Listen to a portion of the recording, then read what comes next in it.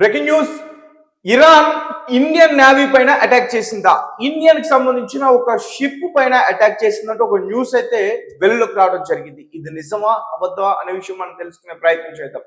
అయితే 2 రోజుల నుంచి ఇరాన్ పైన ఇజ్రాయెల్ అలాగే యుఎస్ భారీ స్థాయిలో అటాక్ చేస్తుంది. చాలా అంటే చాలా నష్టం వచ్చింది. కొంతమంది ప్రాణాలు కూడా విడిచారు. ముఖ్యంగా ఇరాన్ కి సంబంధించిన సుప్రీం లీడర్ కూడా ఇజ్రాయెల్ దాడి చేసిన దాని వల్ల చనిపోయారంటూ కూడా కొన్ని వార్తలు బయటకు వచ్చాయి. అది నిజమా అబద్ధం అన్నది అయితే మాత్రం ఇప్పటి వరకు తెలియదు. అయితే ఇరాన్ కావాలని చెప్పి ఇండియన్ నౌక పైన అటాక్ చేసిందంటూ కూడా ఒక న్యూస్ అయితే ఇప్పుడు రీసెంట్ గా బయటకు వచ్చింది. దీనికి సంబంధించిన విషయాలన్నీ కూడా పూర్తిగా మనం తెలుసుకునేందుకు ప్రయత్నిద్దాం. ప్రస్తుతం ఇదే విషయాన్ని మనతో పాటు డిస్కస్ చేయడానికి మా ప్రతినిధి ఆదిత్య లైన్ లో ఉన్నారు. ఒకసారి ఆయనతో మాట్లాడే ప్రయత్నం చేద్దాం. అది చెప్పండి, అసలు ఏంటి సిచ్యువేషన్ ఏంటి అక్కడ?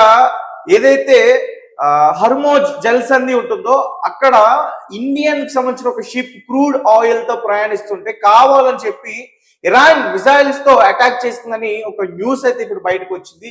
దీంట్లో ఎంతవరకు వాస్తవాలు ఉన్నాయి? రైట్ తేజ, ఇటు అమెరికా ఇజ్రాయెల్ రెండు కలిసి సంయుక్తంగా ఇరాన్ మీద దాడులు చేయడంతో అటు ఇరాన్ వైపు నుంచి ప్రతిదాడులు కూడా వస్తున్నాయి. ఎందుకంటే ప్రతీకారం తీర్చుకుంటామని చెప్పేసి వాళ్ళు వార్నింగ్ ఇవ్వడం, ఆ విధంగా ప్రతీకారం నేపథ్యంలో వాళ్ళు కూడా దాడులు చేయడం అయితే మొదలు పెట్టారు. దీని వలన చాలా ఇతర దేశాలు కూడా నలిగిపోతున్నాయని చెప్పుకోవాలి. అందులో గల్ఫ్ దేశాలతో పాటు ఇటు భారత్, నేపాల్, బంగ్లాదేశ్ వంటి దేశాలు కూడా ఉన్నాయి. అయితే ఇదే క్రమంలో ప్రపంచ చమురు సరఫరాలో 20-25% రవాణా సాగే హర్మోజ్ జలసంధిని ఇరాన్ మూసేసింది. ఇది ప్రతీకారం తీర్చుకుంటామనే ఒక నేపథ్యంలో ఆ హర్మోజ్ జలసంధిని వాళ్ళు మూసేయడం జరిగింది. దీంతో దాని నుంచే మొత్తం కూడా చమురు అనేది రవాణా అవుతుంది చాలా దేశాలకు కూడా. ఇంటర్నేషనల్ గా ట్రేడింగ్ అనేది అక్కడి నుంచి ఎక్కువగా జరుగుతుంది క్రూడ్ ఆయిల్ కి సంబంధించి. అవునవును, అక్కడ నుంచి ఎక్కువగా జరుగుతుంది. మనం కూడా ఆ సేవల్ని వినియోగించుకుంటాం. ఇప్పుడు అది మూసేయడం వల్ల భారత్ కు కూడా చాలా వరకు అయితే నష్టం అయితే కొంచెం ఉందని చెప్పుకోవాలి. అయితే ఇదే నేపథ్యంలో ఇప్పుడు ఒక దుర్ఘటన చోటు చేసుకుంది. అదేంటంటే హర్మోజ్ జలసంధిలో ప్రయాణిస్తున్న పలావు దేశ జెండా ఉన్న నౌకను ఇవాళ ఇరాన్ దాడి చేసి ముంచేసింది. సుప్రీం లీడర్ అయమతుల్లా ఖమేని హత్య తర్వాత ప్రతీకారంతో రగిలిపోతున్న ఇరాన్ ఇవాళ ఈ నౌక హర్మోజ్ జలసంధికి సమీపంలోకి రాగానే ఓమన్ సరిహద్దు సమీపంలోని ముసండామ్ ద్వీపకల్పం ఉంటుంది. అక్కడ కసా పోర్టు దగ్గర ఈ నౌకనైతే ముంచేసింది. ఇందులో ప్రయాణిస్తున్న 15 మంది భారతీయులు కూడా గల్లంతైపోయారు. సో అందులో మొత్తం కూడా భారతీయులు ఉన్నారు 15 మంది. వాళ్ళు ఇప్పుడు ఆచూకీ అయితే లభ్యం అయితే కావట్లేదు. సంబంధించిన నలుగురు కూడా ఉన్నారు అని చెప్తున్నారు. అవును, ఓమన్ కి చెందిన 4 ఉన్నారు. వాళ్ళు గాయపడినట్టుగా కూడా తెలిపింది. అయితే భారతీయులకు సంబంధించి ఇన్ఫర్మేషన్ అయితే ఇంకా లేదు. వాళ్ళు గల్లంత అయ్యారు. ఇంకా వాళ్ళకి సంబంధించి ఎటువంటి ఇన్ఫర్మేషన్ కూడా బయటకే రాలేదు.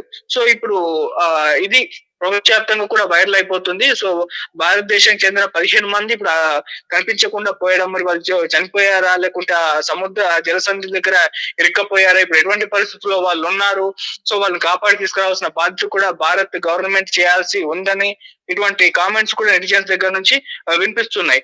ఇప్పటికే ఇటు హర్మోజ్ జలసంధిని ఇరాన్ మూసేయడంతో అటువైపుగా వెళ్లే నౌకలు మొత్తం కూడా ఆలస్యం కావడంతో పాటు చమురు రవాణా పైన కూడా తీవ్రమైన ప్రభావం చూపిస్తుంది. ఇప్పటికే భారత్ హర్మోజ్ జలసంధి మీదుగా 50% LNG ని రవాణా చేసుకుంటూ ఉంటుంది. ఇప్పుడు తాజా పరిణామాల ప్రభావం భారత్ పై మొదలైనట్లుగా మనకు కనిపిస్తుంది. ఈ యుద్ధం మరిన్ని రోజులుగా సాగితే చమురు ధరల పెరుగుదల అనేది ఎక్కువగా ఉంటుంది. అంటే ధరలు ఎక్కువగా పెరిగిపోతాయని చెప్పేసి ఇండియాతో పాటు ప్రపంచంలో ఉన్న దేశాలపైన కూడా ఎఫెక్ట్ ఎక్కువగా ఖచ్చితంగా ఉంటుంది. ఎస్, మన భారత్ తో పాటు ప్రపంచంలో ఉన్న దేశాలపైన కూడా ఈ చమురు ధరలు అనేవి పెరిగే ఛాన్స్ కూడా ఉంటుంది అంటారు. అవునవును, చాలా దేశాల్లో ఇది పెరిగే అవకాశం ఉంది. ఎందుకంటే ఆ జలసంధి ద్వారానే చాలా వరకు అయితే రవాణా అవుతూ ఉంటుంది. సో మరి ఇప్పుడు ధాన్యం మూసేయడంతో ఇది ఇబ్బందికరమైన పరిస్థితి అని చెప్పుకోవాలి. మరి ఇది ఎటువంటి పరిణామాలకు దారితీస్తుందో చూడాలి. సో ఇప్పటి వరకు ఈ పరిణామాల మీద భారత్ గవర్నమెంట్ అయితే ఇప్పటి వరకు స్పందించలేదు. కాస్త మౌనం మాత్రమే వహిస్తూ ఉంది. మరి చూడాలి. కేవలం ఇరాన్ దాడులు చేసిన గల్ఫ్ దేశాలతో మాట్లాడుతున్నట్లు విదేశాంగ శాఖ ప్రతినిధి రణ్ధీర్ జైస్వాల్ కూడా ట్వీట్లు పెడుతున్నారు. గల్ఫ్ దేశాలతో అయితే చర్చలు సాగుతున్నాయి కానీ ఇరాన్ తో అయితే ఇప్పటి వరకు అయితే మాట్లాడింది లేదు. మరి ఎటువంటి పరిణామాలకు దారితీస్తుందో చూడాలి. Right, thank you Aditya. Thank you. Right, గత కొన్ని రోజుల నుంచి ఇరాన్ అలాగే ఇజ్రాయెల్ USA మధ్య భారీ యుద్ధ వాతావరణం అయితే ఉంది. ఈ యుద్ధ నేపథ్యంలో ఇరాన్ తమ సుప్రీం లీడర్ ని చంపేశారనే కోపంతో నిప్పులు కక్కే ప్రయత్నం చేస్తుంది. ఇతర దగ్గరలో ఉన్న గల్ఫ్ దేశాలపైన కూడా భారీ స్థాయిలో మిసైల్స్ తో అటాక్ చేస్తుంది. అయితే ఒమాన్కి అలాగే ఇరాన్కి మధ్యలో ఒక సముద్రం ఉంది. అక్కడ హర్మోజ్ జల్ సంధి దాన్ని అంటారు. అక్కడ కసాబ్ పోర్ట్ అని ఒకటి ఉంది. సో అక్కడ ఆ కసాబ్ పోర్ట్ దగ్గర ఎట్లా అంటే ఆ షిప్పులు క్రూడ్ ఆయిల్ తో ప్రయాణిస్తున్న షిప్లు ఏవైతే ఉంటాయో వచ్చే మార్గం అలాగే వెళ్ళే మార్గం డివైడ్ చేసి ఉంటుంది. అక్కడ ఎక్కువగా క్రూడ్ ఆయిల్ తో ఎక్కువగా షిప్లు అన్ని కూడా ప్రయాణిస్తూ ఉంటాయి. ఇంటర్నేషనల్ గా ట్రేడింగ్ ఎక్కువ అక్కడి నుంచి జరుగుతూ ఉంటుంది. సో దాని పొడవు వచ్చేసి 167 కిలోమీటర్స్, దాని వెడల్పు వచ్చేసి 52 నుంచి 21 వరకు కూడా ఉంటుంది. అంటే వెళ్ళే కొద్దీ దూరం తగ్గుతుంది, కొంచెం అక్కడక్కడ పెరిగే పరిస్థితి కూడా ఉంటుంది. సో అక్కడి నుంచి ఎక్కువగా క్రూడ్ ఆయిల్ అనేది ఇతర దేశాలకి సరఫరా అవుతూ ఉంటుంది. షిప్ లో ట్రాన్స్పోర్ట్ ఎక్కువగా చేసుకుంటూ ఉంటారు. సో ఇరాన్ కోపంతో ఎలా అయినా సరే దెబ్బతీయాలి, ఈ ఇజ్రాయెల్కి అలాగే యుఎస్ కి ఏదైతే సపోర్ట్ చేస్తున్నాయి గల్ఫ్ కంట్రీస్, ఆ వారి ద్వారా ఎగుమతులు అవుతున్న ఆ వాటిని కూడా దెబ్బతీయాలని చెప్పేసి అంటారుగా, మనం బాగుపడకపోయినా పర్లేదు పక్కనోడు బాగుపడకూడదు అని చెప్పి. సో అట్లా దెబ్బతీయాలని చెప్పేసి మిసైల్స్ తో అటాక్ చేసే ప్రయత్నం చేసింది. పలావ్ దేశానికి సంబంధించిన జెండా ఉన్న ఒక షిప్ ని టార్గెట్ చేసి మిసైల్ తో కొట్టింది. ఆ షిప్ లో 15 మంది భారతీయులు ఉన్నారు. వారందరూ కూడా తప్పిపోయారంటూ కూడా చెప్తున్నారు. వారు ఆచూకీ ఇంకా తెలియలేదంటూ కూడా చెప్తున్నారు. ఇది అంటే డైరెక్ట్ గా ఇండియన్ షిప్ అయితే కొట్టలేదు. ఇండియన్ షిప్ నే కొట్టితే గనక దారుణంగా ఉంటుంది పరిస్థితి.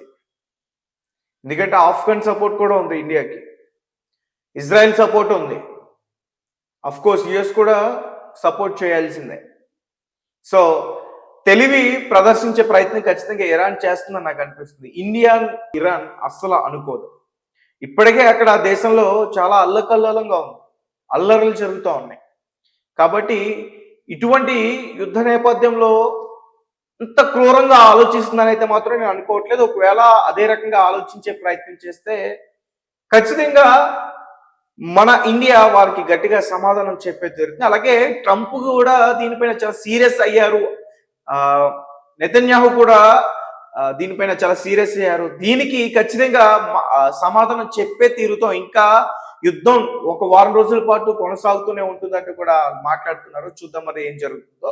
సో మొత్తానికైతే హర్మోజ్ జల సమాధి దగ్గర ఇరాన్ చేసిన అటాక్ వల్ల 15 మంది గల్లంతయ్యారనేది అయితే మాత్రం వాస్తవం మన భారతీయులు.